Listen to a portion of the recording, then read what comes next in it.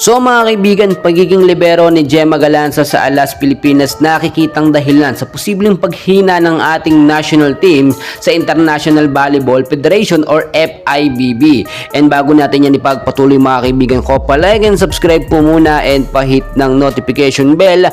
Maraming salamat po. Usap-usapan pa rin ngayon mga kaibigan. Ito nga pong posisyon ni Gemma Galanza bilang libero sa ating Alas Pilipinas, which is hindi naman talaga dapat doon napunta etong si Maring Gemma Galanza. So expected naman na siguro dahil since wala po itong si Ginerva, alangan naman mag-umpungan sila sa outside hitter position.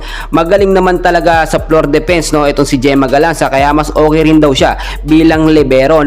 Di po ako fan ng Creamline Cool Spashers mga kaibigan, pero alam natin yung history ng CCS. Talagang maganda yung sistema nila. Etong si Gemma Galanza, nakita naman natin halos lahat ng posisyon kaya niya pong paghawakan, at talagang hindi yan magbabago sa ating Maring Gemma Galanza. Pero mas nagiging effective po bilang isang outside hitter or malakas na spiker si Gemma Galanza kung nasa outside hitter na position siya at hindi po bilang libero. So ang dami naman pong pwedeng pumalit dito kay Gemma Galanza, ang daming pwedeng baguhin sa sistema. Dahil kung titignan po ninyo bakit si Maring Gemma ang nilagay po bilang libero, nandiyan naman si Cici Rondina, si Bella Belen, Elia Laure, Bunny Gandler, hindi naman din ganong katangkaran yan sinasabi ng iba dahil nga daw maliit itong si Gemma Galanza kaya dun siya inilagay sa posisyon na yun.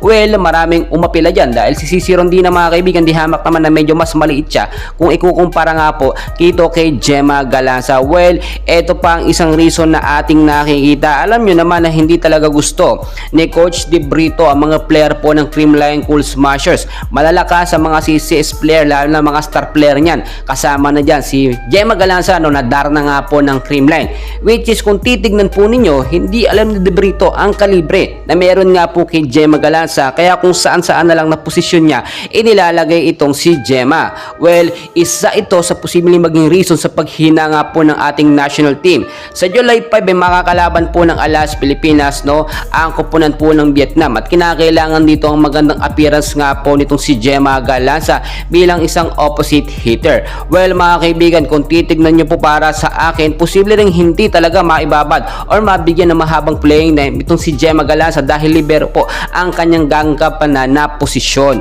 Well, titignan nyo mga kaibigan, mas maganda talaga na Pilipino ang maging head coach po ng ating Alas Pilipinas at hindi itong si De Brito o Banyaga. So sabihin na natin na may napatunayan ito kahit papaano nung nakaraan nga po na laban ng ating national team, pero syempre nasa mga player naman yan. Etong si De Brito ngayon lamang siya nagkakaroon ng performance na maganda sa ating national team, pero hindi po niya alam kung paano gamitin ang malalakas na player ng ating national team. Well mga kaibigan, ang dami pa nating kaganapan. So may mga update pa na mangyayari, mababago pa yan. Posibleng yung pagiging libero ni Gemma Galanza ay mapalitan ng ibang player. So patuloy ko po kayong i-update. Please huwag kalimutan mag-like and subscribe